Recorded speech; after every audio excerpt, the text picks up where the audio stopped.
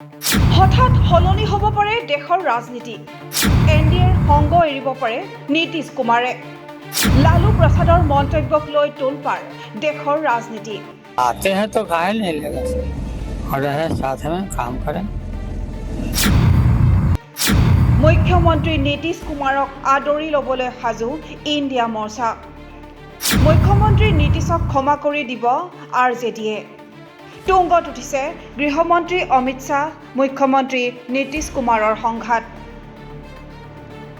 যিকোনো মুহূৰ্ততে সলনি হ'ব পাৰে দেশৰ ৰাজনীতি। প্ৰধানমন্ত্ৰী নৰেন্দ্ৰ মোদীৰ নেতৃত্বাধীন এনডিএ মৰ্চা ত্যাগ কৰিব পাৰে বিহাৰৰ মুখ্যমন্ত্ৰী নীতিশ কুমাৰে। গৃহমন্ত্ৰী অমিত শ্বাহৰ কেতবোৰ মন্তব্যত ক্ষুণ্ণ হৈ পৰিছে বিহাৰৰ মুখ্যমন্ত্ৰী নীতিশ কুমাৰ। বিহাৰ কেন্দ্ৰিক ৰাজনীতিৰ বাবেই হঠাৎ সুৰ সলনি হৈছে নীতিশ কুমাৰৰ। ইপিনে অমিত শ্বাহ আৰু নীতিশ কুমাৰৰ সংঘাতৰ মাজতে বিহাৰৰ প্ৰাক্তন মুখ্যমন্ত্ৰী লালু প্ৰসাদ যাদৱৰ এটা মন্তব্যই তোলপাৰ লগাইছে দেশৰ ৰাজনীতিত। নীতিশ কুমাৰলৈ কি আহ্বান লালু প্ৰসাদ যাদৱৰ? পুনৰ একত্ৰিত হ'ব নেকি লালু নীতিশ?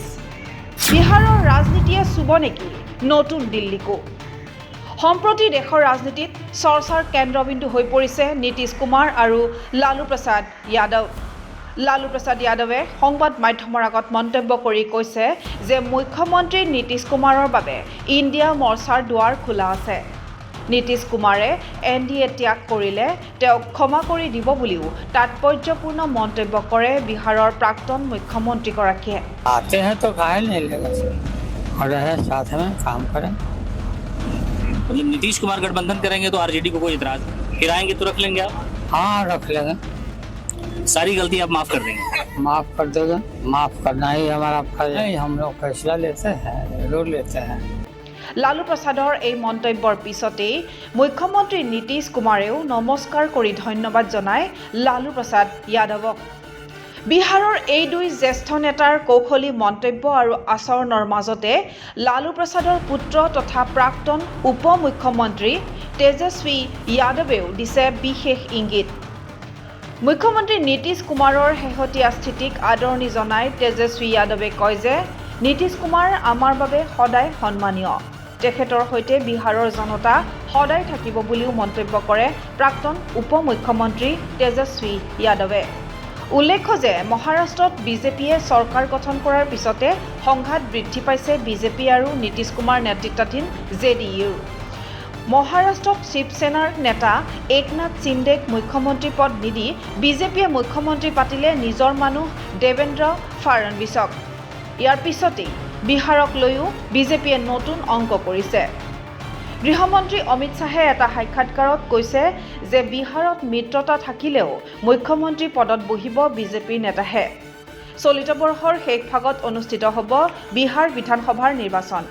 গৃহমন্ত্ৰী অমিত শ্বাহৰ এই মন্তব্যৰ পিছতে ক্ষুণ্ণ হৈ পৰে নীতিশ কুমাৰ আৰু তেওঁৰ দল জেডিইউ।